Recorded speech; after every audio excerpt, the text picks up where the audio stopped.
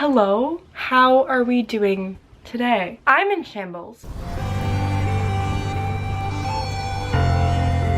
So today I'm here to update everybody on what's been going on the past couple of days in the 21 Pilots lore, and it's been crazy. The amount of lore we have gotten in the past couple of days has been more lore than we have gotten in, I swear, like the past year. So let's get into this. I'm going to be going over the past couple of days of lore with the Demo.org website, and I'm going to be going over the outside music video. If you guys like this kind of content, please like and subscribe down below and comment down below your theories because I would love to hear them. Also, for this video, I do take sources from a lot of different places that will all be in the description. If I make any mistakes, which I likely will make because this is all so fresh and new, it will all be listed in the comments down below, so please don't get mad if I make a mistake. I will fix it. So on 3/16, which is March 16th, we got our first bit of lore, and that was on the Demo.org website, was updated to include a map of Dima, which is super cool. We got maps of what we thought was Dima, and we got maps of Trench, but this is like our first official map of Trench, and it is like the official map. So this map includes a couple things. So it includes the sacred municipality of Dima at the bottom,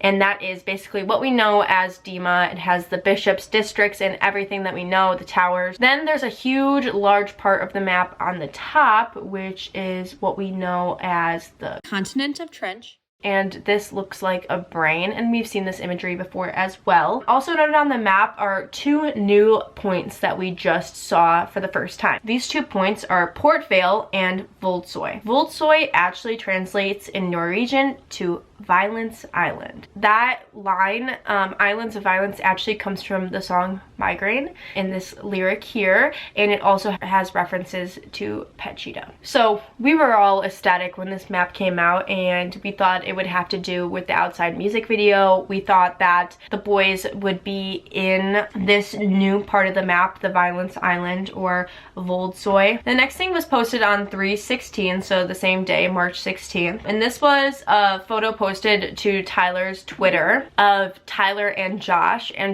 has a torch, and Tyler is following Josh with his hands over his eyes, which is common imagery from before. This is often seen throughout the Trench era in the trenches, those music videos. Tyler also changed his profile picture and header on Twitter, 2 photos also on this island. It all kind of tied together. The photo that he made, his header, was a Polaroid picture that we had seen before. The profile picture also features the cut on Tyler's nose from here to here. This was featured in other lore music videos as well. This is how we knew the lore was coming. Also, this cut can be seen as far back as Alter Ego a couple months ago in Los Angeles, and that was a live stream show. On March 17th, or St. Patty's Day, we got our biggest piece of lore. This was an update on the Demo.org website from Clancy. This says, I haven't had the ability to write for what seems like a lifetime. This deprivation is what weighed on me the most. Not the lack of food or the change of scenery. They wouldn't let me write anything down.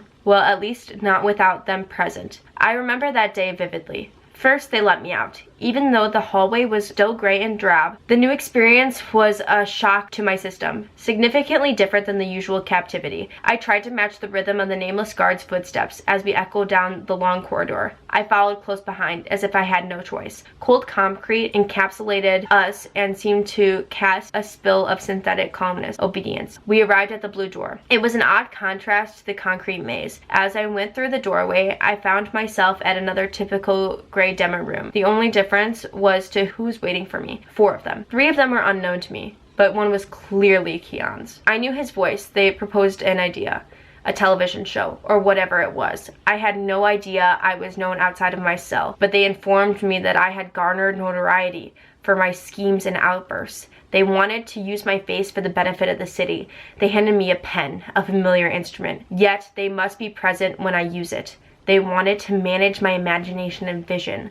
Although shackled, at least I could create again. Thus began the sessions. Every day in my cell, door would open. I followed the guard down a similar hall through a blue door to sit down at the desk I designated creative space perfectly centered under their watchful eye. Sometimes 3, sometimes 8. Not once were all 9 present. He was never there. I would have felt him if he was. At the end of the session, Keons would take my pen, gather my writings, and send me back. This went on for months. What were we creating? I wasn't sure. A variety show with songs and set pieces? Were the rulers of this shifted city actually attempting entertainment for its people? Everything I created had to be for the benefit of the citizens of Dimma.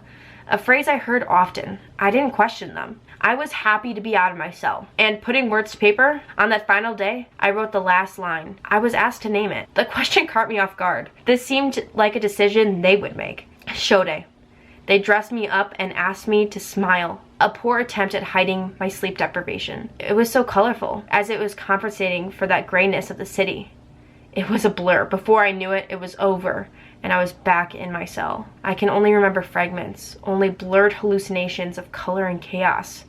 Like a dream. The confusion of it all hangs overhead. What was this all for? But it wasn't over. I guess it went well enough for them to request more of me. I was useful to Dimma, and my creativity was exploited in new forms. They wanted me to be the entertainment at the annual assemblage of the glorified. A performance at sea for the premier citizens of Dimma. I knew those weren't the real bishops on that ship. I'll quicken the entry. I need to keep up with the torchbearer. During that performance, we were attacked by something in the water. I don't know what possessed the creature to attack, but it was odd and felt incredibly intentional. Most lost their lives in the attack, and I was thrashed through the bitter cold waves, yet somehow survived. Did the ice cold preserve me? Why was I spared? I am still so cold as I write. This place feels foreign, nothing like Trench. From the frigid sea, the air here is somehow colder than the water that surrounds it. I have a strange feeling that this island will provide me answers. I must go. Clancy. It's so good. So, first off, that letter, so that basically confirmed that Clancy was performing throughout the whole live stream. So the way we've been looking at it is like pink hair Tyler, Clancy. Or Tyler, Clancy, same person.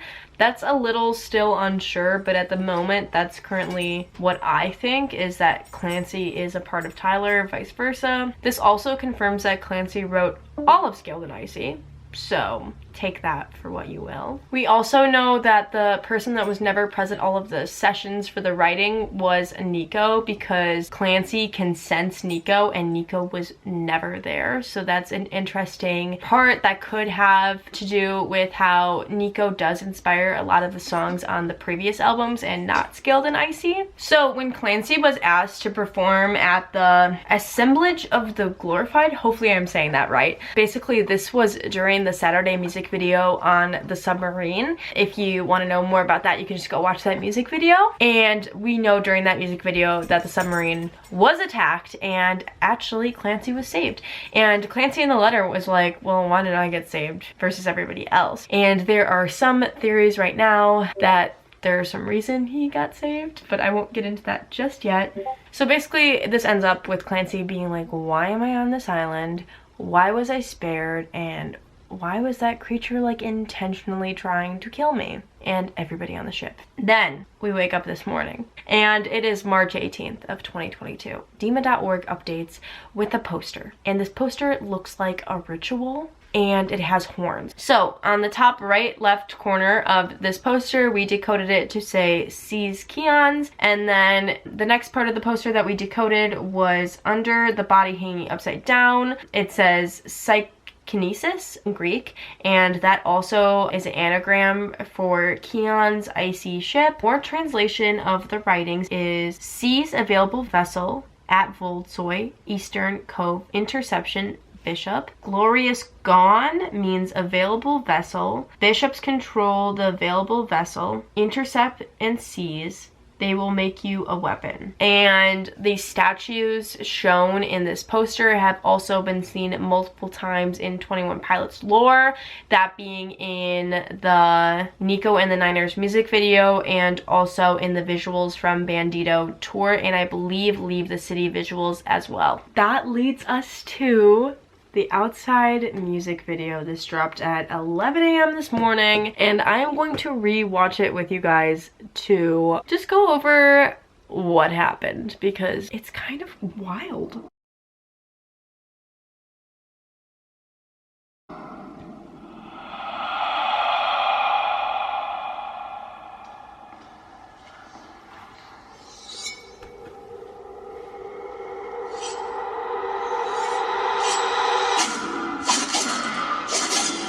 They really did Caesar right there.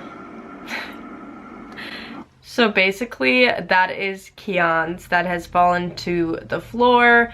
That is what we think is trash. It could be a different sea creature, but we think it does embody trash. They killed Kian's, who is basically embodying trash at the moment. So basically they killed trash, not Kian's.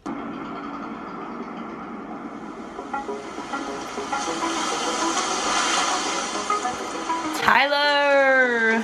So these are the same clothes from the Saturday music video. But the pink hair is gone, so like washed out or something.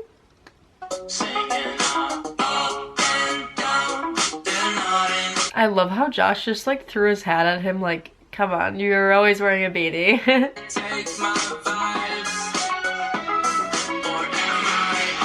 So right here is where I think the letter references at that the torch man was going, so he needed to follow him, so he was gonna be quick. Just a thought.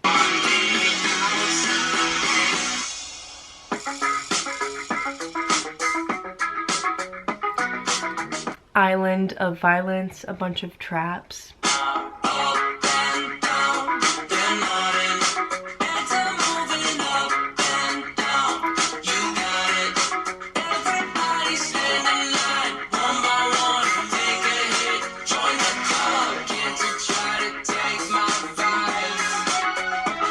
So that right there, I think might be a vulture skull, but I am not sure.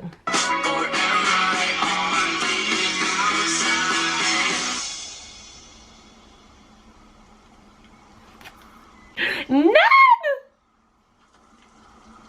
Also the horns from what we saw before. And right here, they have like offerings from Ned, and it's the East is Up logo. Because I think at first they were like, I don't know, do we trust him? And then they saw East is Up, and then they're like, okay, we trust. Also, the music in the background of this is the migraine chorus, which I love. And then there's multiple Neds. Like, hello? I am a megalodon.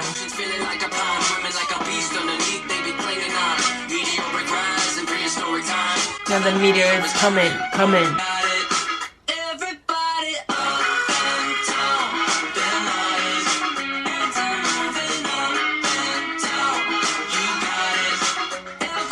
More Neds, and there's actually 9 Neds in the circle. Join the club. Also, the parallels between the Neds on top of like the boulders in the Banditos, amazing.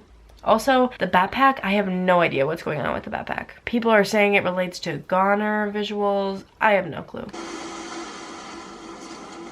Ned just said, let me give you my horns. Oh, this is so cute. They're all covering their eyes. I wonder why. Oh, wait, they're all getting horns. I don't know what's happening with the Neds there.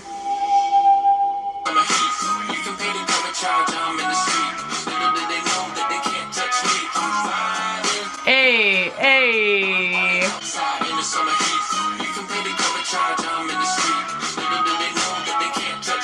He's got Kian's dancing.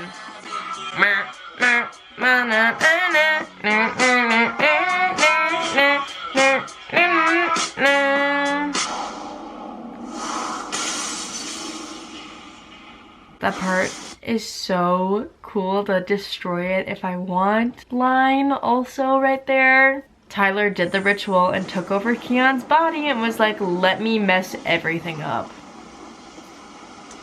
Also, my friend did the Morse code for this, and they said that this does look like East is Up, which is pretty cool. I love this part. Oh, Dima burning.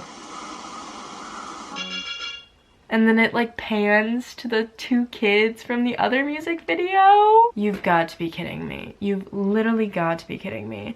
So we learned so much in that music video. Ned is back. Ned is in the cinematic universe and connects with the whole storyline of Trench. Hello. Didn't see that happening. Plus, we see that the bishops can literally take over things, and Tyler can take over things if they do this ritual. So that was also so crazy. I was so shocked. Like 10 minutes after that was posted, we got another update from Dima.org, and it's another letter from Clancy. And this one goes, what is this thing, this device, this gift?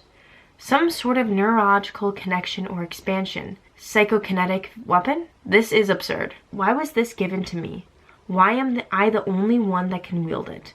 Was this the reason I survived? My mind is racing as I wait here on the rocks, staring into the darkness, waiting for our torches to be mirrored, the signal he told me to wait for.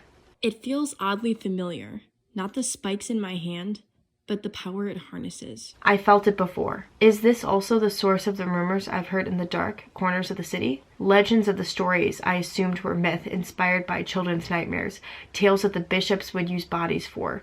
Those honorable citizens who achieved the glorious gone, referred to as available vessels. Disgusting.